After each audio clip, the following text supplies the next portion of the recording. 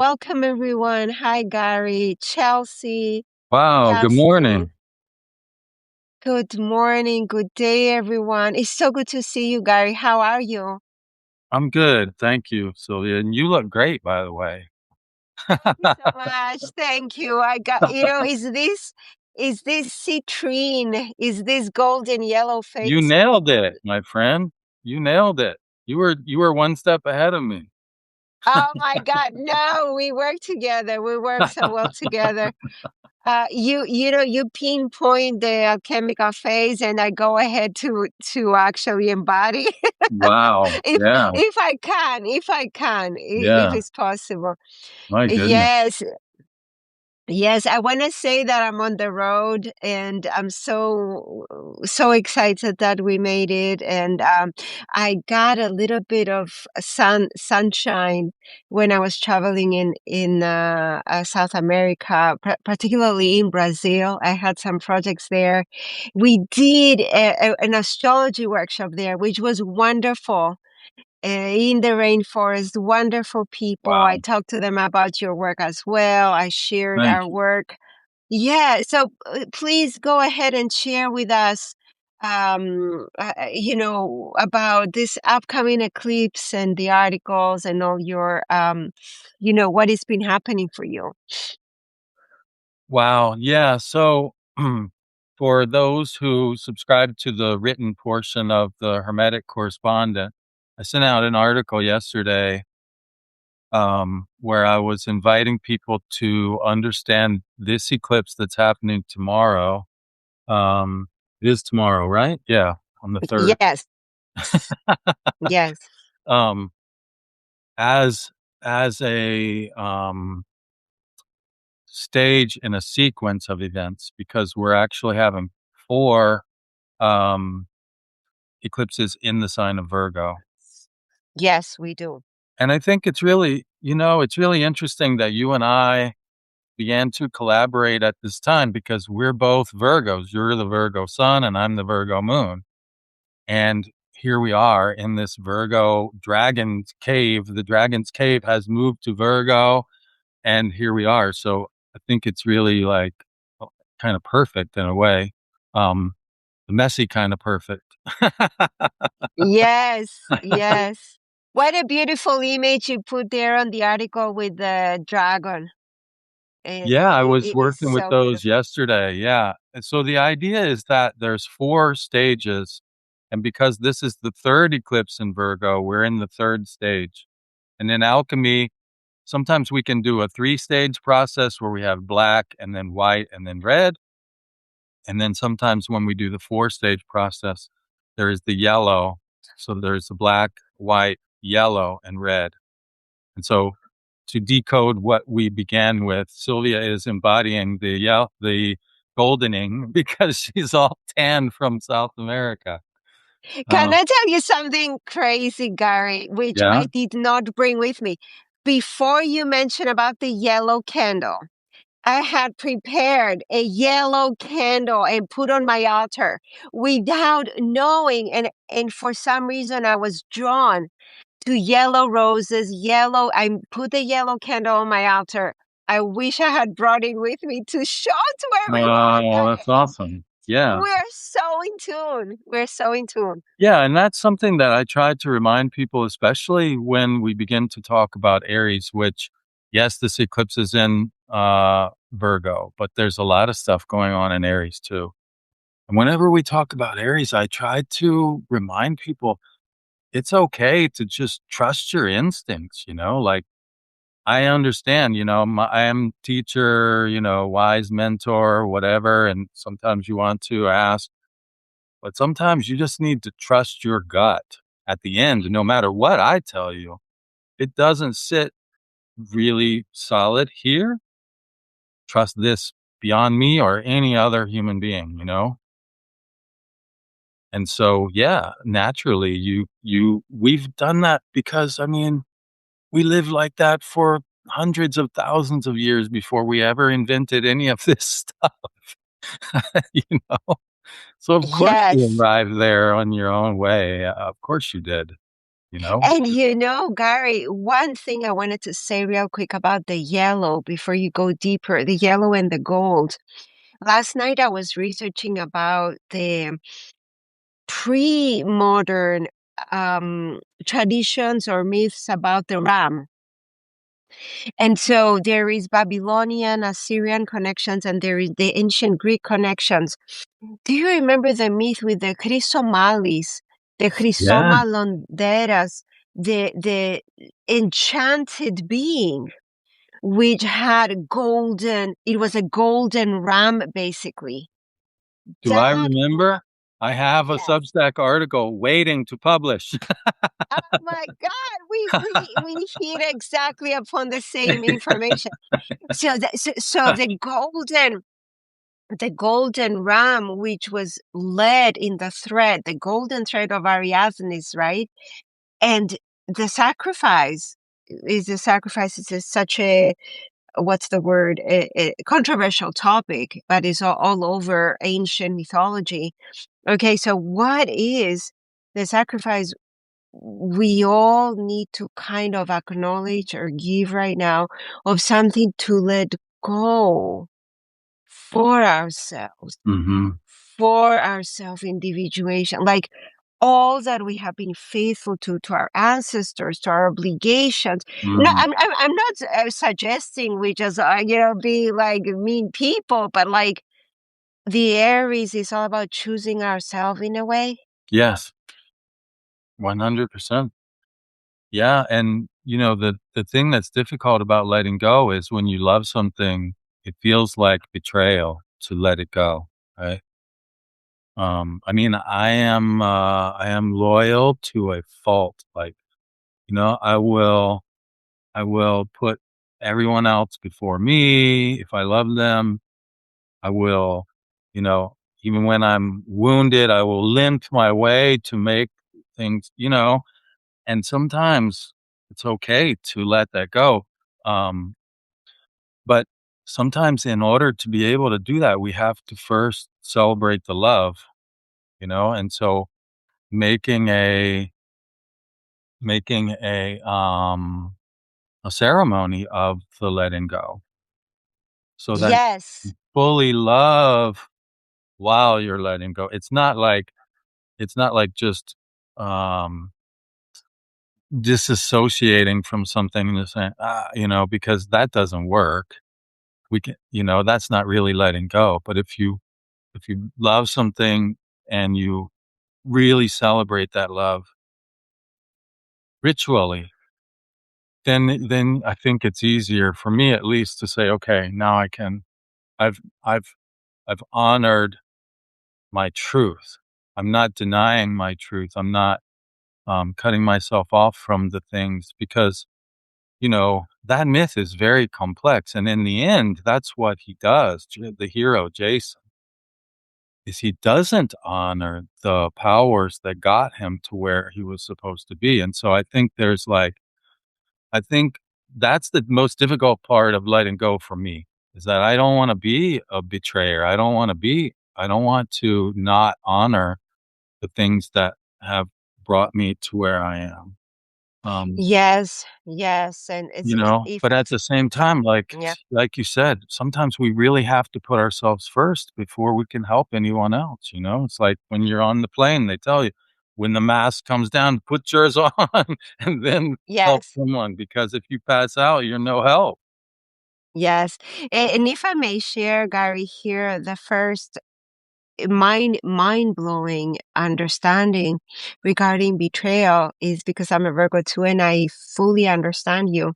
We swear in our heart that we're not going to do what was done to us. Like we have an oath of being loyal. Yeah. And then the first insight when I studied the constellations regarding the relationals, the teacher said, maybe nobody asked you for this faithfulness. Maybe if you let it go, you set them free.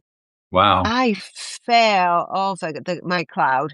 I felt all of my cloud, and then all the energies were free, and so everybody was free to kind of like develop Mm. to what they wanted to be, to Wow. their own citrine face of shining without any betrayal, because they didn't maybe they didn't even ask to begin with. Maybe it was just my own need to begin with, Wow. and Wow. that was really, really big. That was Wow. really big. Yeah, I've seen both But sides of that where, I remember someone giving me the lesson of like, "Hey, you're like, I'm always trying to give, and I'm not very good at receiving sometimes because of that." And someone was telling me, "Hey, if you don't also receive, you're not honoring me. Like, it's always about you giving." And because if you think about, like, if you're giving, how is that about you? You're giving, it seems like from your point of view, it's about the other person because you're always giving to them. But actually, if you're not also receiving, then it really is kind of about you. And so I get what you're it's saying. it's a dynamic. Yeah. It's a dynamic, which I wanted to ask you, isn't it so wild that we have and we are going to be having more eclipses in Virgo? I mean, like, Yeah. There was a young lady on the Substack that posted something about the generations, because it's not just that we have sun and moon in Virgo. I mean, we have the outer planets there as well.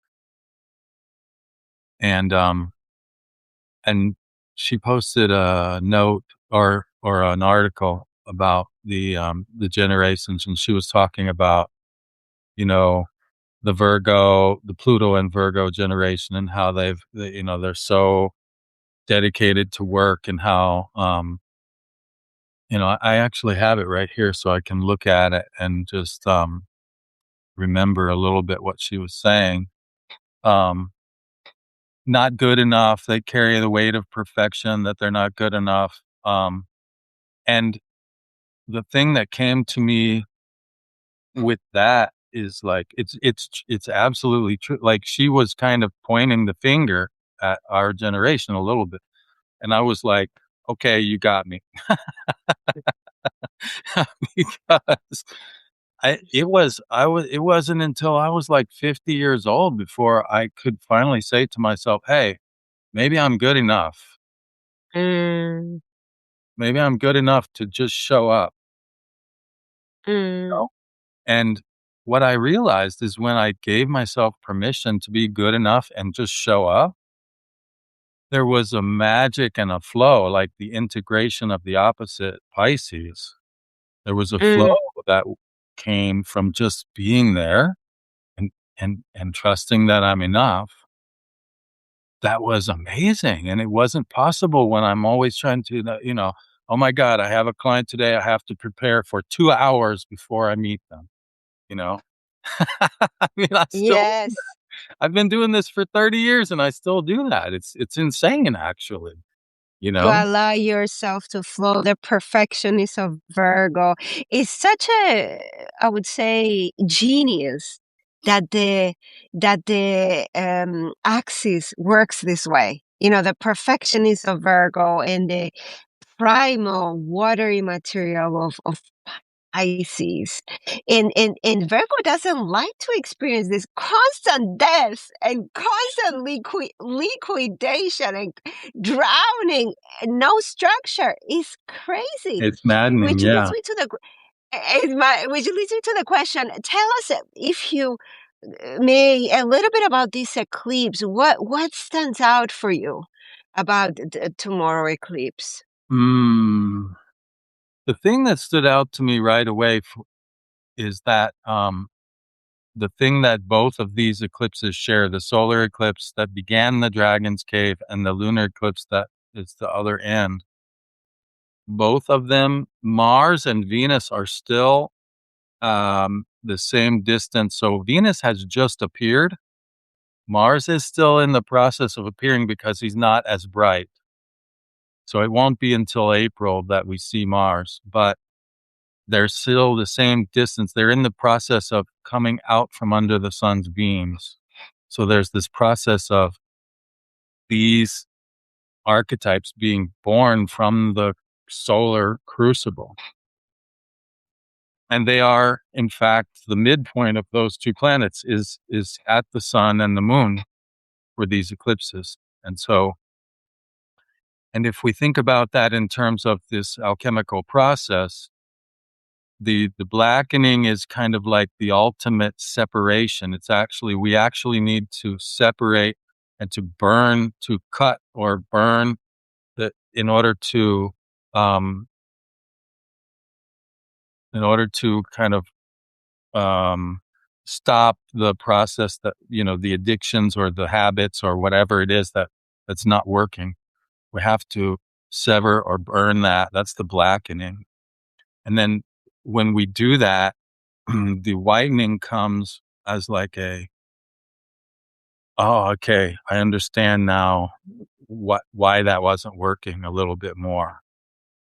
And then with the yellowing and the reddening, the yellowing and the reddening comes from the union of opposites. Mm. Yellowing is about embracing whatever the opposite was. So we have to cut and burn because we were cut off. The reason it wasn't working is because we weren't whole. We weren't coming from a whole place. We were coming from a set place of separation. And so when we we have to stop that, and then we understand a little bit more. And then the yellowing and the reddening is a process of becoming more and more integrated with the opposite.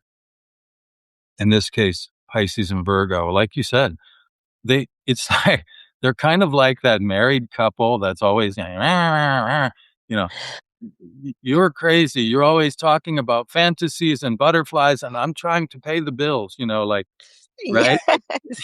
Somebody has to do this. Somebody has to take the garbage out. Somebody has to do this. Right. And so there's like this, because water has no shape of its own, it needs a container to have a shape. And water and earth is a sterile desert without the water. Yes. Not even really alive, you know? And so they really need each other, but they also kind of like the earth, like you said, doesn't want to be sucked into the ocean. It likes to have solid boundaries and just, um, but it needs that proximity to the water to remain alive and soft and and growing, and the water needs the boundaries to actually know what its purpose is, you know? Yes. Yes. And Yes. The so strong desire to get things done that the Virgo has, the strong desire. And then Pisces, most of the Pisces I know, and I know many Pisces, are leaders of some shamanic ritual. mm, That it entails hundreds of people. Like they wow. lead, they stand in the front and they lead a notion of people. But Mm. when you ask them, like, what's the time? They're like, oh, but it's not important. And I'm like, no, the time, the time is important. you know, it's just What day is it? no, Today. no, exactly, exactly like that. But I think you would agree with me. And jumping a little bit into Mercury right now, when everybody's talking about this excruciating Mercury It's been a retrograde ride, even for in me. Yeah. Pisces. Yep. But something is Mercury in Pisces is such a poet. He's Mm, such a poet. I was mm. last night. I was trying to go to bed, and all these poems were coming because I have Mercury retrograde. Wow. I was born with a Mercury retrograde, and it's in my 12th house. But it was like all this poetry. It was like a waves of poetry, and I'm like, wait a second, I need to write this out. I need to write this down. This would be a crime not to write this down. It's so Wow. beautiful, and so Mm. there is this aspect. Like, of course, if you're not suicidal poet, that is. if you are not if you're not in a poetry of suicidal thoughts, then some actually good, if you're not drowning, so to speak. Right. And there is no judgment. It's just so dramatic. The Mercury in Pisces is so dramatic. Yeah. Yeah. There's, um, these water signs can be like there's an inundation that happens, right? I remember, when I went to Spain and,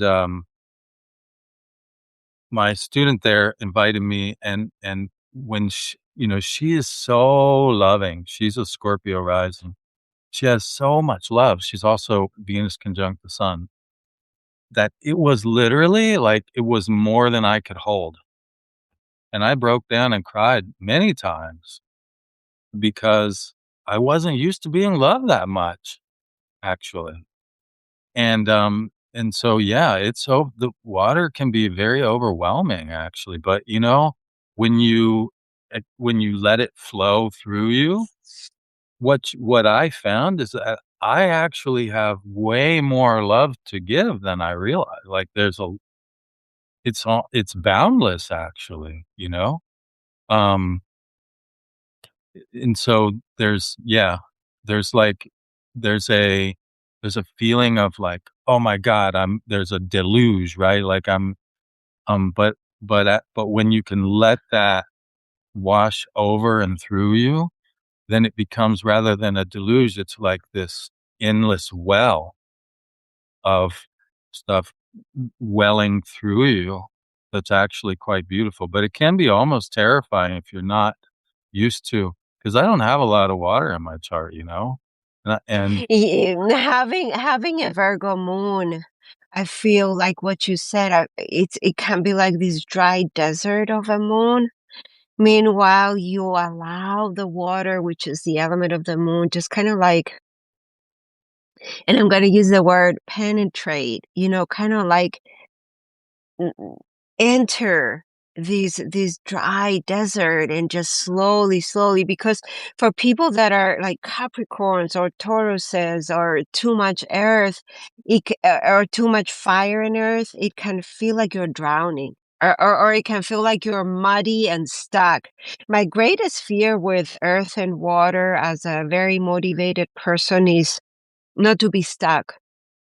I'm like, oh my God, if we have mud, then the car is stuck or the vehicle is stuck and we're not going anywhere. yeah, I was And just talking to a friend this morning, and she's like, "I don't mind the winter, but that that, uh, that period between winter and spring is like, especially out west, it's called mud season. It's literally right.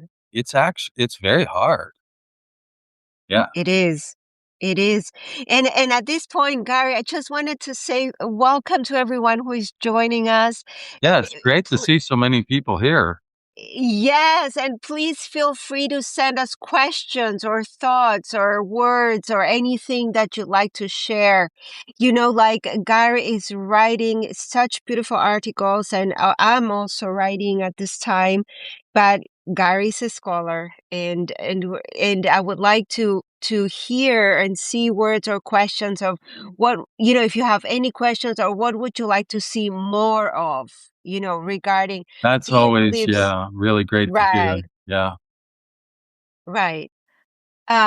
Yes. So yeah, please go ahead and share with us, and then I'll take a little space to share some thoughts. So, mhm. Apparently, somebody says the video keeps freezing. Really? That's what one person said, yeah. Okay. I So, have a very good reception. yeah, Please I'm let not us. having any Yeah. problems either. I Mm. You know what's weird about that? I mean, I had that problem with Zoom, and I mean, I went through 2 or 3 days of, like, diagnosis, turn this off, turn that on, check this kit, and finally, it just started working again. Yeah, did Debbie said the video is fine here? You said the video is fine here. I do not want to go to another screen to try to figure it out because then it will freeze. Video is fine here. Okay, Melissa Q said video is fine here. Thank you so much. Please send your questions and thoughts if you want to share with us of, something that you would like to hear or focus. Gary, tell us a Aaron is little. asking, Yes. any insights coming from this eclipse's placement in its Saros cycle? Okay, please. Yeah. People say no problem here. Okay, great. Yes, please go ahead and answer this question. I mean, every time I think about this, the image is so incredibly powerful.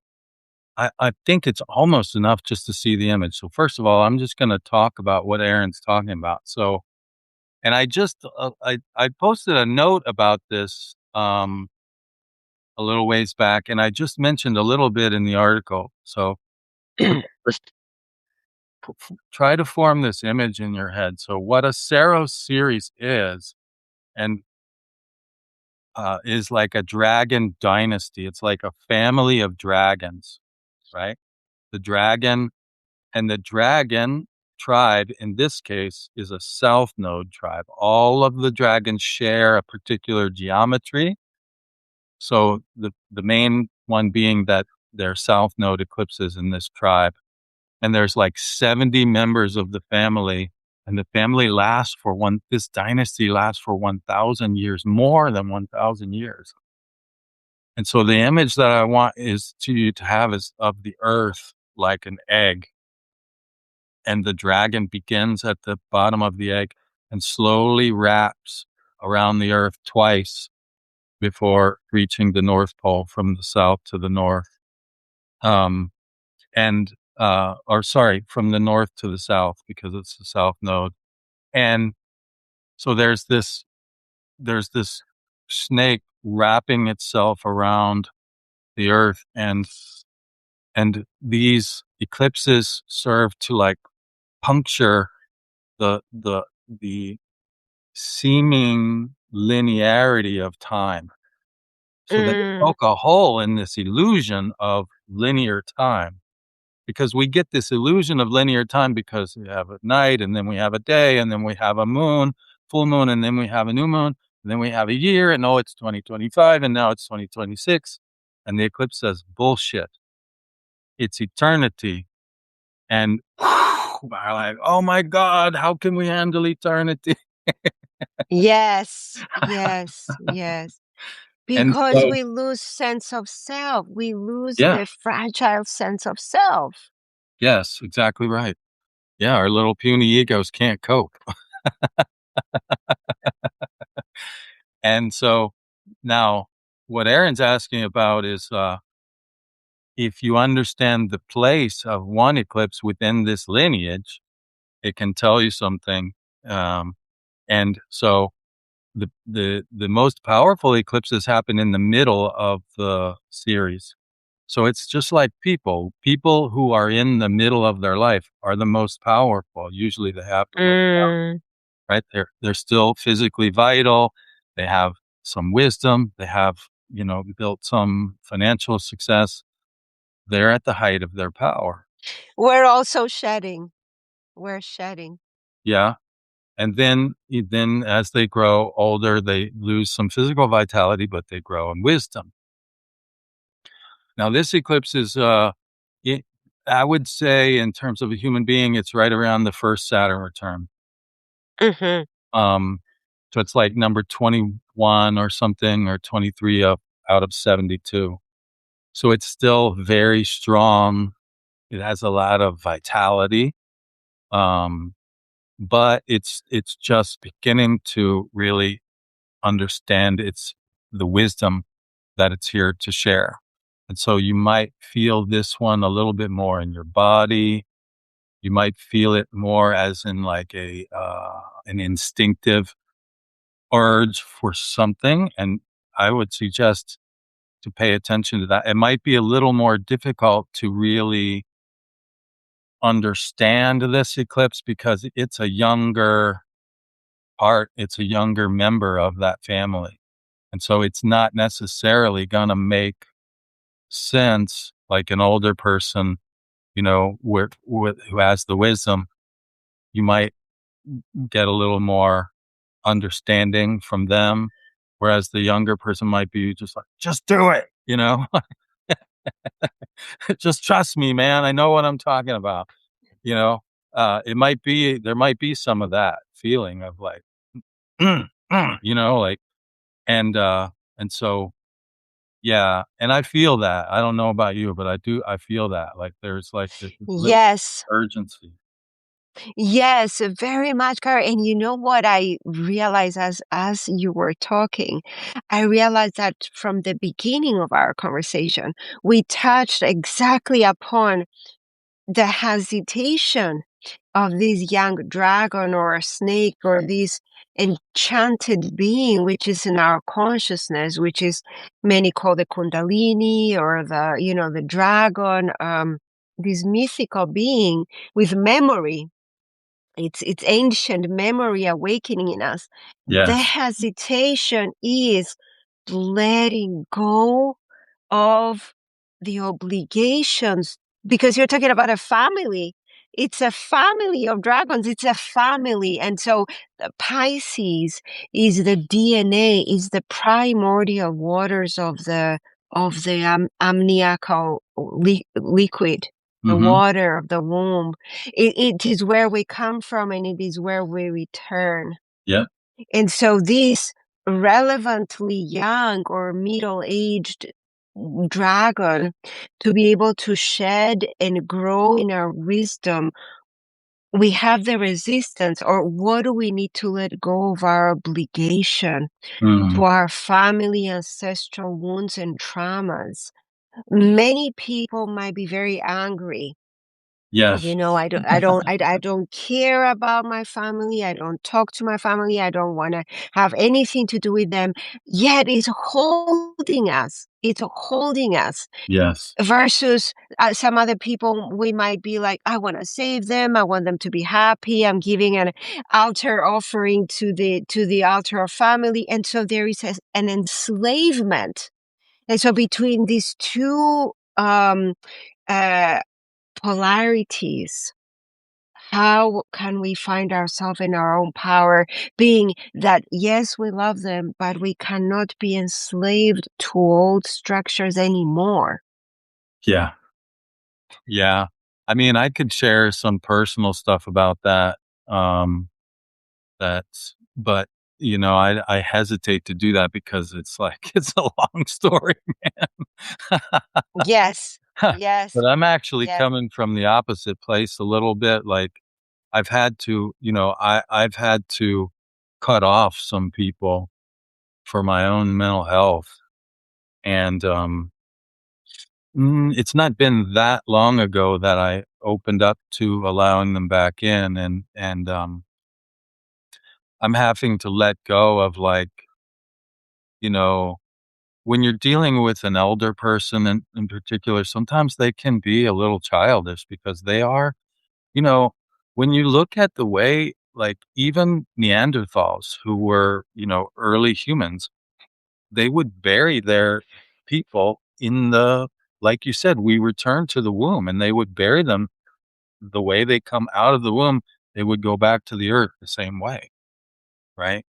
And so they become like children a little bit sometimes, and it's it's it's frustrating because I'm expected to give them in their elder childhood things that I wasn't given when I was a child. And it feels I don't know quite what to say. There's like there's almost like a how dare you, ask that of me when you weren't able to give it yourself. But there's also kind of a like, you know what? You're able to give it. Why not just give it and just let that shit go? Yes. You know? Yes, yes. And I just want to say real quick, for whoever did not watch the anime cartoon Coco, Coco, it was about the blessing coming from the ancestors. Hmm. Absolutely. I watched it in a plane. Totally watch it. Ah, It's delightful. Make some hot it's chocolate. a movie? Is this? It's a movie. It's an anime. It's a Disney. It's called Oh, anime. Coco. Yeah. Yes, and it's related to the ancestral. It has a lot of, the sugar skull, the celebration in Mexico, and it's about a young a boy who literally went to the other world to receive the blessings of his ancestors to be able to live his life as an artist. Wow. It is so profound. I highly suggest it. My friend was talking to me about it forever, and then I end up watching it. I would watch it again, make some popcorn, some hot chocolate, Okay. because it's not only about sometimes, and this what we're talking about, I want to say it is a Saturn subject. The aging and the withholding the blessing, or withholding the commitment or the demand.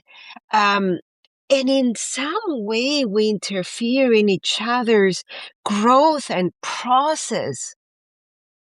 If we demand, or if we commit with rigidity, which is that the rigidity of Saturn, Yes. versus opening the heart and being like, okay, I have my talents. I need to shine. Talk to us about the shining, the citrine, the Citrinatus. golden.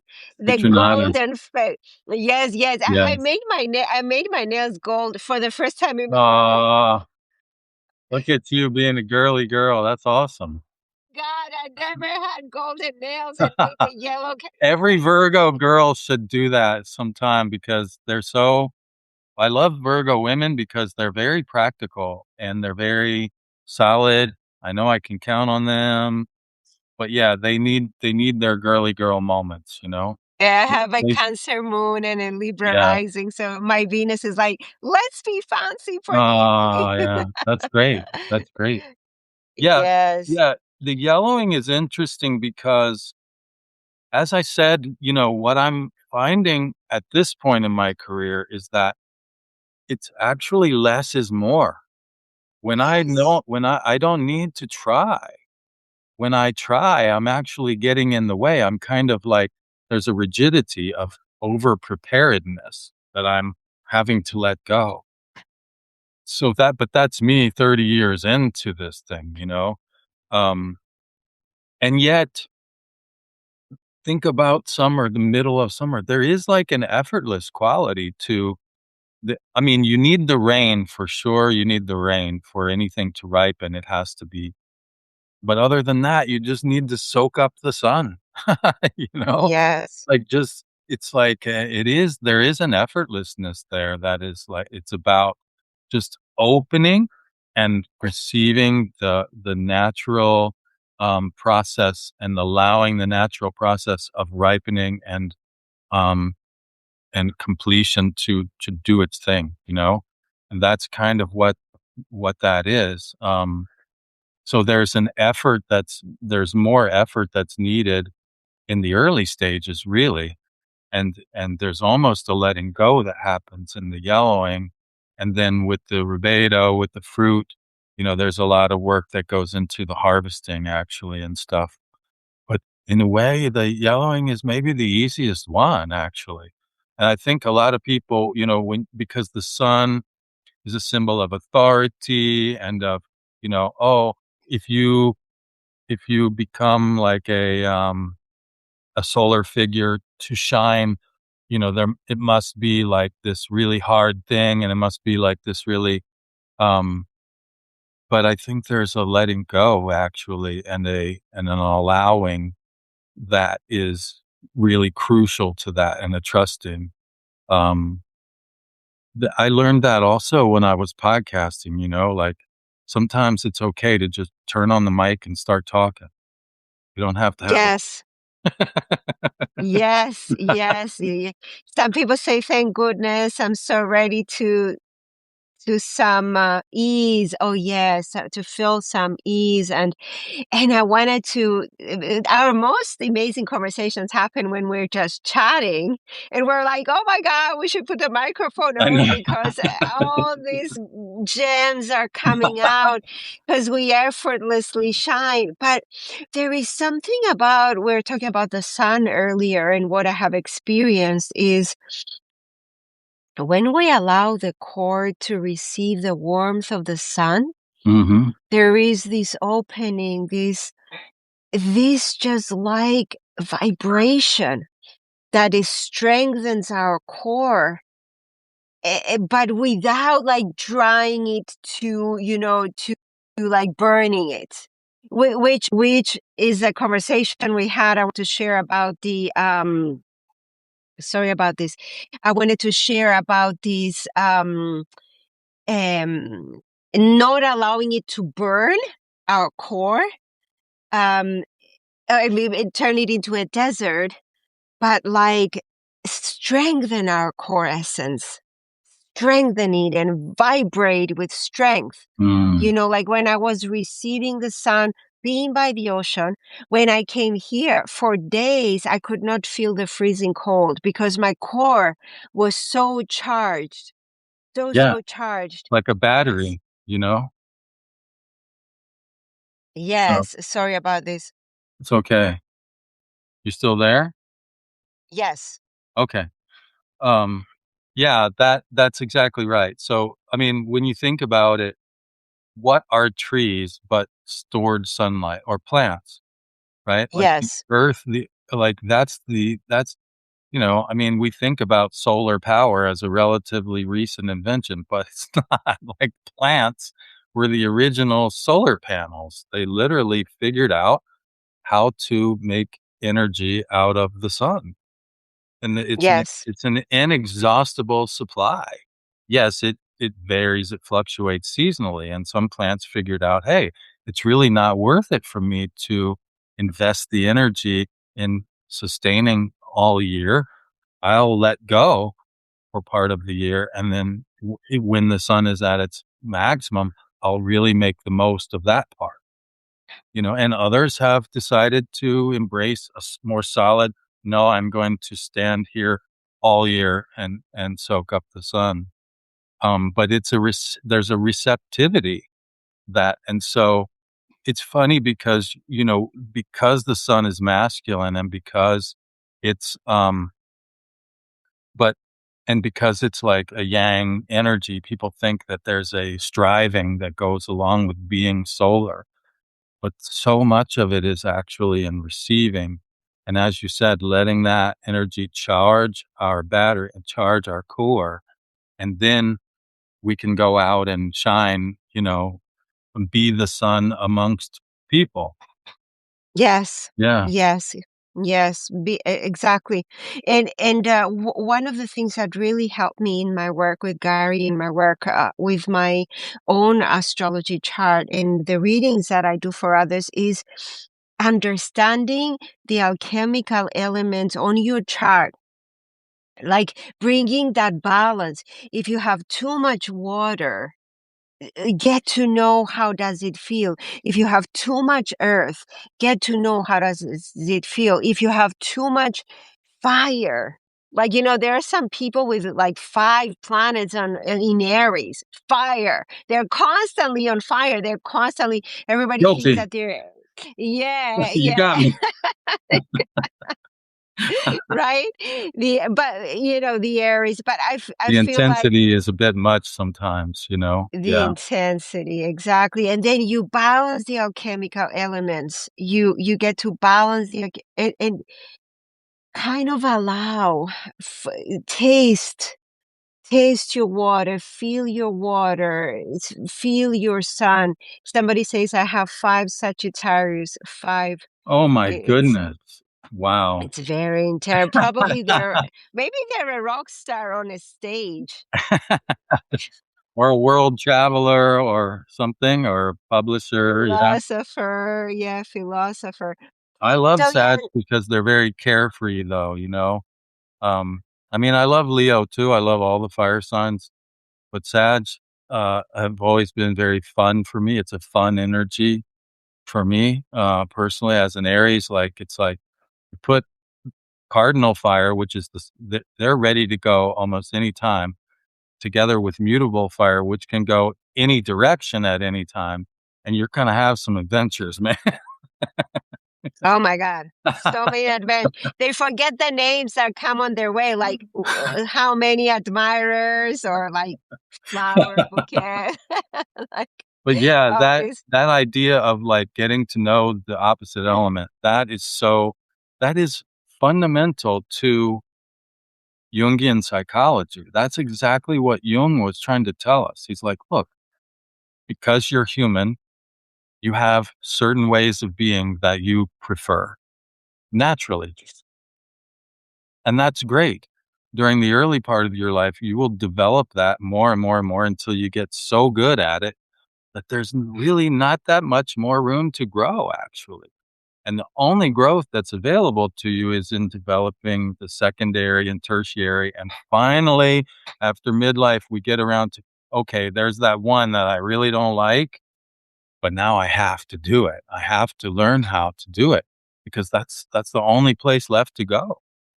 And and so, like, with water, I remember, the less is more theme of the South Node. I remember, you know, like, working out, like, I'd be on my bike, like, every day, 5, 6 days a week, and then next thing I know, I'm getting cramps, and I literally can't go on anymore, and I'm realizing, like, I need to hydrate, I need to restore my electrolytes because I'm exhausted, and so actually taking 1 day out, 1 day off, I felt so much better, you know? And so that's like an example of what you're talking about of understanding the water and the necessity of it. And like, you can't just burn the candle at both ends forever without there being consequences, you know? yes, yes. And the work of astrology, I truly feel and I said this many times, the work of the future is no more astrologers telling people how to feel. Mm, But it's us knowing our placement. Know thyself is us knowing our placements and understanding how our placements affect us. And together from there, we take it from there and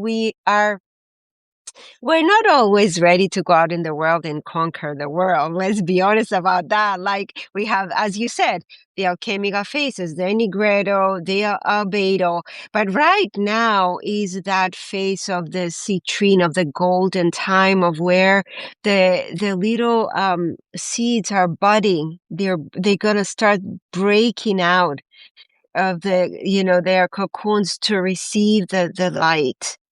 And that is the moment of where, and as I was saying earlier about the Aries, the Ram, which is such an important point right now with this Neptune and Saturn and Neptune, in the point of the world point, is that desire to break out to the light, that longing to break out to the light of our projects, of who we really are, without doubting who we really are. yeah. Just, yeah, like, I need to shine out in the world. And, a lot of people share with me, including myself, and this is like a phase of Mars, which we'll talk about another time.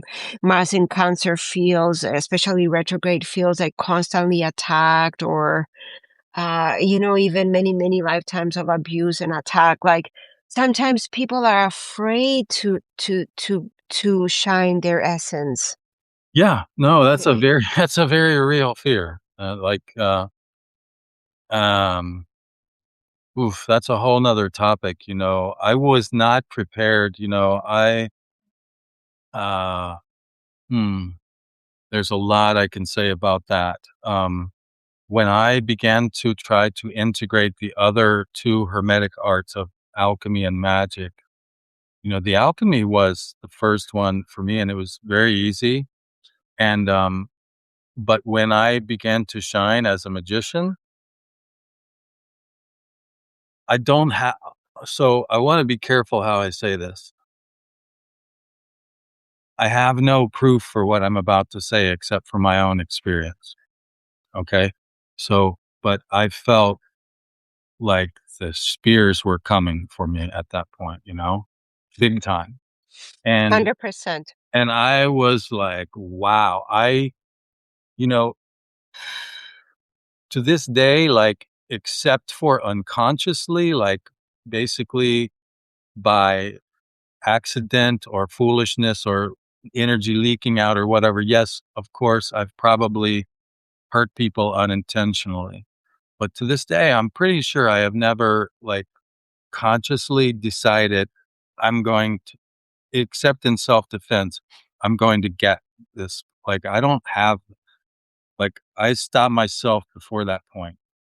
Yes, I've thought of it, of course, but apparently there's a lot more people willing to cross that line than I realized. And so, if I begin to train someone in that before they begin to shine with it, I make sure that they have protection, have the armor because Yes. that is Yes, a and real fear, it's and a that's real fear. Yeah, yeah, and the and talismans are great. The talismans for protection. there's protection because, it's kind of like, I mean, this is a sports metaphor, maybe the women won't get it or they'll just, roll their eyes or whatever, and that's fine, but, in football, you know, defense is what wins the championships. They have a saying, "Defense wins championships." In other words, having a strong defense is fundamental, kind of like the elements. Like, you have to understand the elements, and you have to. So here's where the Virgo thing, discernment. Yes, letting go with a South Node eclipse is 100%. And yes, you probably need to let go of some things that are getting in your way of shining. But when it comes to certain things of, like, really stepping out publicly, trust that Virgo sense of, like, of needing to prepare and needing to protect yourself. If you have that feeling, that's so there's a discernment. Some fears are there to save your ass, right? Fear, Yes. yeah, so fear of heights is there to save your ass, and you need to pay attention. Yes. That's right. We don't want to banish all our fears, but Yes. some of them are like old fears that we can afford to let go. We've outgrown them. And so we need to, but some of them, yeah, if you're getting that sense of like, I don't know if it's safe for me to shine yet, look at that a little bit because you might be right. Um, Yes. I've had the opposite experience where, let's go, like that young dragon, just do it, you know, yeah, that comes with a price sometimes, but just do it. Yes, yes. And somebody mentioned that Mars in Saturn also felt that way, of being attacked in many lifetimes. And I think is a very valuable thing to discuss in our next live about, how planets playing that experience, or asteroids, or stars, fixed stars playing that experience of, the deepest fear of that we have in annihilation, right? That deepest fear. Um, because we have like 4 minutes to noon. So Oh, you're there already? Oh my goodness. yes, we're there Wow. already. So Time flies. yes, it does. So I wanted to give you some time to conclude, like few minutes, and then there is some things I wanted to share about the day today. Oh, you go So ahead. I think we're good. I think we've covered a lot. So yeah, please feel free to share what you have for today because it's only a few minutes. sounds good. Sounds good. I wanted to ask, when I go off screen, can you still hear me? Yes.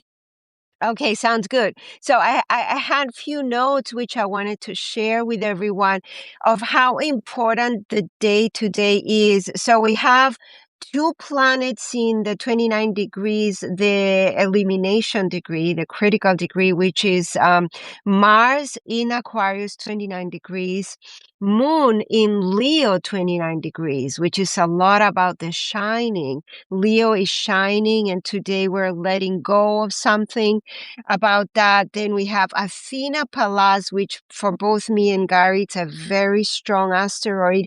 And she's Kazimi in the heart of the sun in Pisces. Wow. Yes.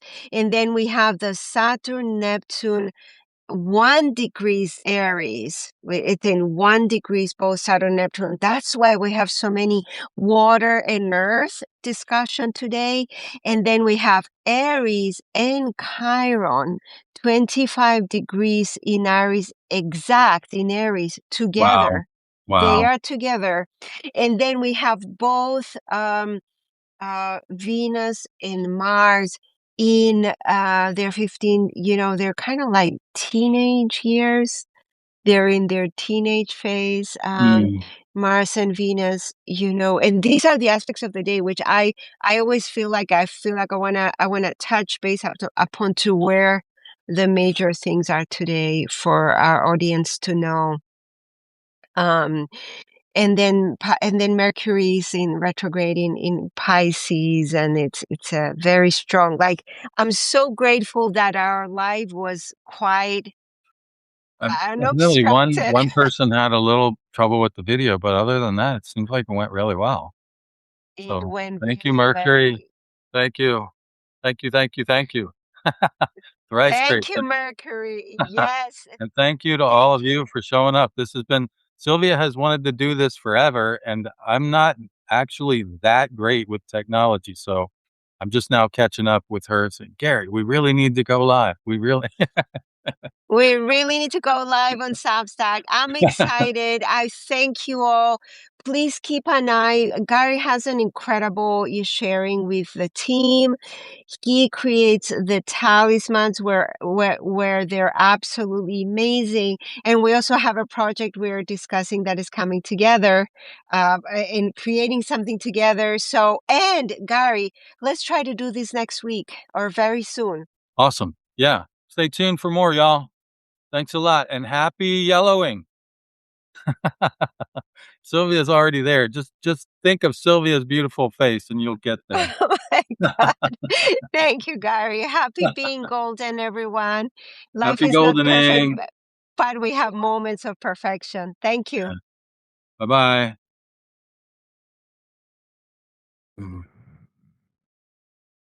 Okay.